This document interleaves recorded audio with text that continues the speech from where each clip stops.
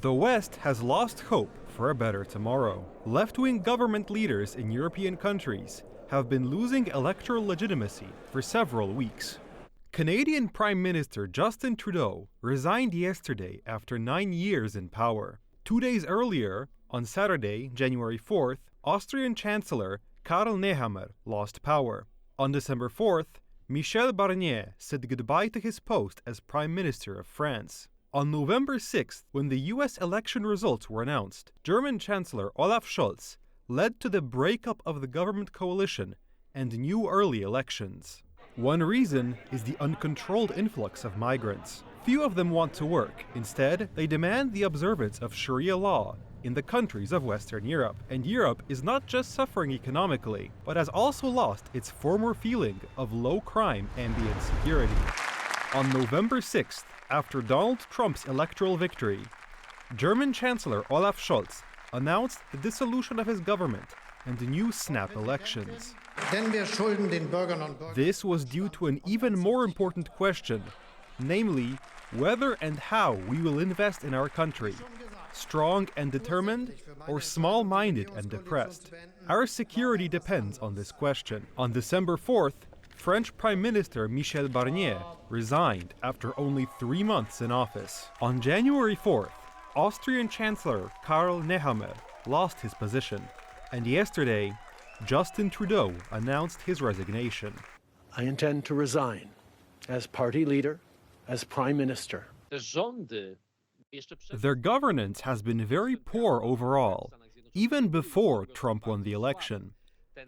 This left-wing system required applying what amounted to sanctions on Poland's nationalist government to cobble together a majority for their left-liberal coalition in the Polish parliament to gain control of the Polish government. This shows that they simply do not have a solid electoral base. It's not like Trump is making his own right-wing international organizations to overthrow governments.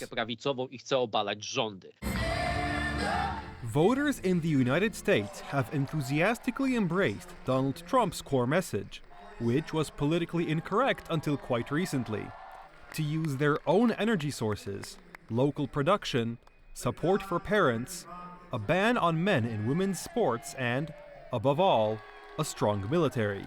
On top of this, sustainable trade to stop the West losing markets to ruthless competition from communist China. To, w jaki sposób odchodzi ten liberalizm wraz z prezydentem Joe Bidenem, to też jest... The way this left-wing international order is going away, it's quite pathetic and not very inspiring for those who would portray themselves as defenders of the left-liberal international order, such as Emmanuel Macron or, until recently, Justin Trudeau. These so-called experts' credibility is in the gutter after multiple major failures, in cases like the Great Recession of 2008, or the numerous migrant crises all over Europe, or the pandemic, or even Joe Biden's legacy in failing to provide basic security for his citizens, as well as the war in Ukraine. Zapewnianie podstawowego bezpieczeństwa I wojna na Ukrainie. The trend is clear. In Canada, the Conservatives are soaring. In Germany, the number one party in the polls is the CDU, but the second is the AfD. Opinion polls today are merciless for the left across Western countries. People have lost all faith in the political establishment. The question is whether the coming change in politics will fulfill the hopes of the anguished Europeans.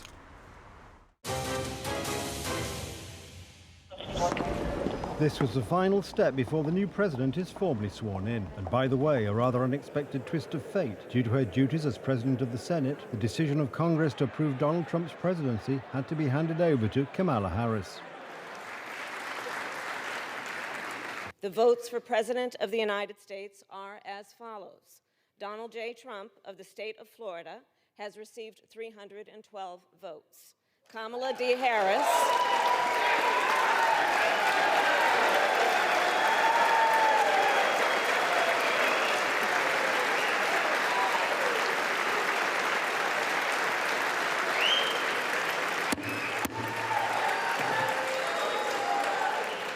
Kamala D. Harris of the state of California has received 226 votes. The eyes of the entire world are on Washington, D.C. this month as Donald Trump has a long list of problems to solve. Hopes are mixed with fears, especially in Europe. Without the United States, security guarantees are not possible. I mean those security guarantees that can prevent Russian aggression. Ukraine is the tip of a mountain of problems that Donald Trump has promised to address. Not surprisingly, leaders from around the world have been flocking to his Florida estate in recent weeks for informal meetings.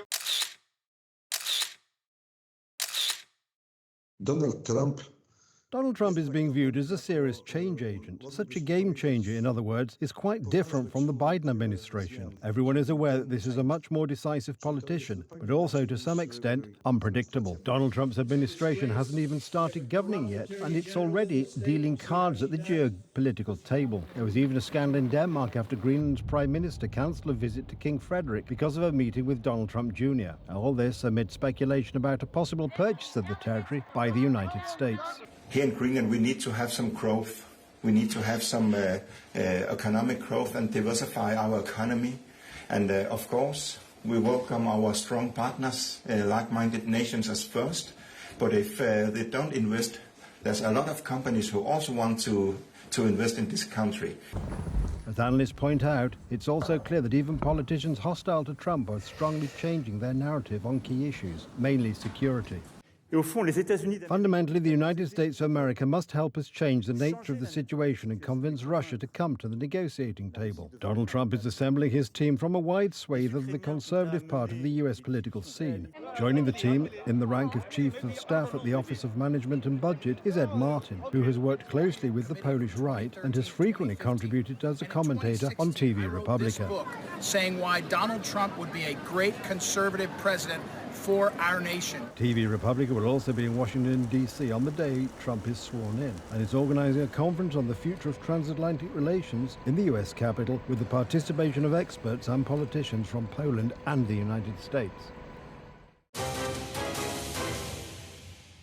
The Polish labour market is a lucrative target for foreigners, especially for those who want to work not just in Warsaw but across the entire Schengen area. Polish visas open up just such a route, and many foreigners apply for visas at Polish consulates. An unfolding scandal took place in the Philippines. Although Donald Tusk's government blames its predecessors, the Law and Justice Party, this process has been going on for a very long time, since even before 2011, under Tusk's previous Civic Platform government, and is continuing. We are guaranteed a job in Poland, but the dream trip cannot come true. We have been waiting for a visa appointment at the Polish embassy in Manila for 8 months. These appointments are blocked for ordinary people and sold through offers on the internet. Filipinos tell a popular program on local television. Polish businessmen in the Philippines warned the Foreign Ministry last summer that bribes were being paid for visa appointments. The scammers demand 30,000 Philippine pesos, or the equivalent of $515. This is the equivalent of 2 months' salary in the region. The official fee at the consulate is 500 pesos, or about $9. The process continues to this day, even after the change of government in Poland. This commission and everything that happened before it was set up was based on the assumption that there was a huge abuse in the granting of visas. This whole campaign was one big lie. The abuses and corrupt practices were uncovered by the Central Anti-Corruption Bureau under the Law and Justice Party. Edgar Kay was found to have used his influence in the Ministry of Foreign Affairs to accept bribes totaling 500,000 zloty, the equivalent to over $121,000. The measure of a responsible government is the ability to detect such a case and take concrete action, and that is what we are doing. As soon as I received the information from Minister Rao, I immediately asked Minister Wawrik to face the consequences, and he did. Offers of assistance in obtaining a visa are a scam, the sale by fraudsters of a place in line at an overcrowded postalist consulate. The Schengen visa is attractive because it allows employment not only in Poland, but in all countries of the zone. This procedure has been known about for years, even from the time of the previous Civic Platform government. It is not that this affair suddenly appeared this year, a week ago, or a few months ago. The information about selling Polish visas to anyone, regardless of whether or not they pose a threat, has been known about for years. However, the Civic Coalition has turned the story into an election year scandal for the Law and Justice government as the so-called visa affair. Pamiętając skalę histerii i absurdu. Remembering the level of hysteria and absurdity when civic platform politicians were talking about the visa affair, it is hard not to ask the question, where is the head of the Ministry of Foreign Affairs today when the Philippines are talking about such a scandal? This matter should be taken seriously by this government, considering what they said in 2023. It shows the extent of their hypocrisy and cynicism. The hole in the visa system that allows people to book appointments at the consulate has been known about for years. In places where there are long queues, there is a possibility of handing over visa applications to intermediaries. This poses serious risks that the Ministry of Foreign Affairs has been aware of for years. If there is an intermediary in the process of arranging visa appointments, he may behave dishonestly. Integrity would dictate that the Civic Coalition behave in the same way as it did towards the Law and Justice Party. What action will you take against those responsible? I expect that there will be no action. The Civic Platform sweeps all its scandals under the carpet. Now Civic Platform politicians, when they are in power, are silent about the visa scandal.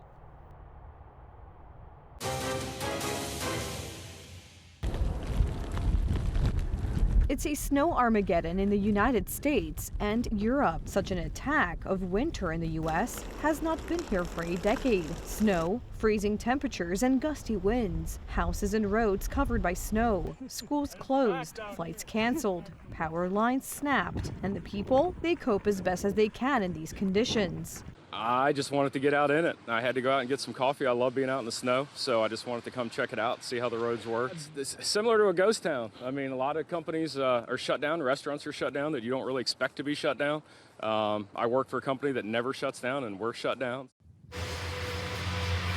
More than 60 centimeters of snow fell in the state of New York in a few hours. The capital, Washington, D.C., where preparations are underway for Donald Trump's swearing in, resembles a snow resort, and neighboring Virginia is cut off. Drivers are stuck in the snow, but help has not arrived.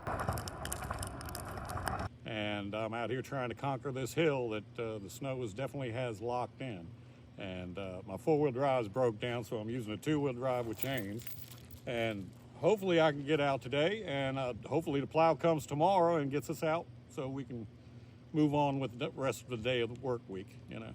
The most difficult situation is currently in Kansas, Missouri, Maryland, Ohio, or Kentucky. But the weather warnings apply to as many as 30 states. This is an area with a population of more than 70 million Americans. In the Middle East and south of the country, 250,000 households are without power. And the situation is going from bad to even worse. So, as I said, it's about to get very, very bitter cold for the next several days.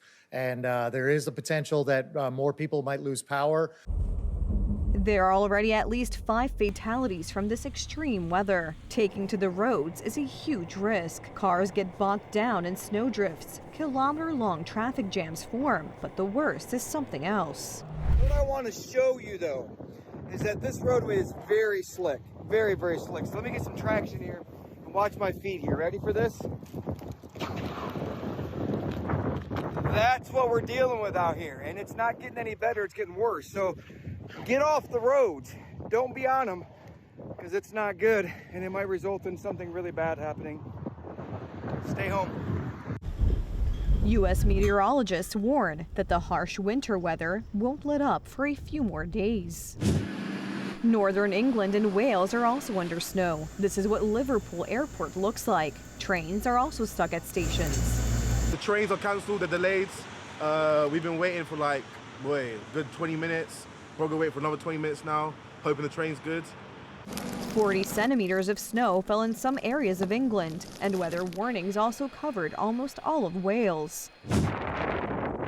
The winter storm also hit Scandinavia. Sweden is struggling with snowstorms, Denmark with gusty winds, and more than 0.5 meter of snow has fallen in Norway.